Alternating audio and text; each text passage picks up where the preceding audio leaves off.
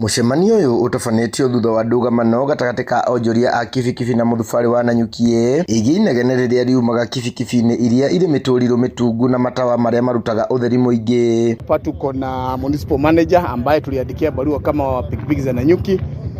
Barua ambayo tulimtumia ilikuwa ni ya kikao kama hiki, na tumefurahia sana kwa sababu hata ameweza kukuja na wakumbo wetu. Na katika spirit ya create awareness tumehamasisha hawa wana bodaboda, na tunajua kwamba hiyo kelele ambayo imekuwa ikiadhiri mashule zetu, mahospitali zetu itakoma. Mathomithĩtio ũgwati ũrĩa ũrehagwo nĩ matawa maya na hathara inegene rĩingĩ taũni-inĩ.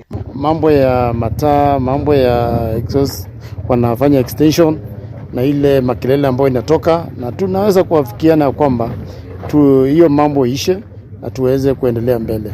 Bali na hayo tumeongea mambo ya usalama. Vile tunasaidiana na wana bodaboda tuhakikishe kuna usalama wa kutosha Nanyuki. Maiguanĩire kũrũnga nduthi ciao makĩũria gũtirithio kahora nginya macirũnge biũ. Tumeweza kuelimishwa na tumeongea na tumeelewana, kwa hivyo naamini ya kwamba kulingana na vile tumeongea mambo itazidi kuwa mazuri.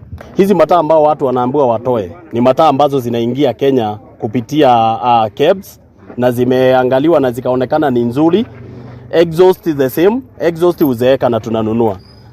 Tunanunua hizi exhaust ambazo tunakuta kwa duka.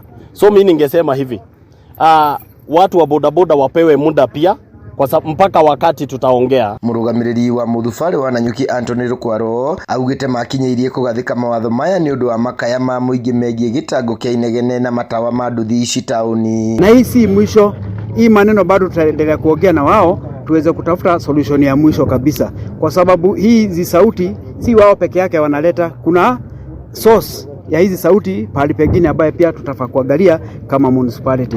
Tumeweka mikakati ya kutosha tuweze kujua usalama wa mwanabodaboda uko na usalama wa wale ambao wanawabeba wako uko, na pia watatusaidia kwa upande wa usalama.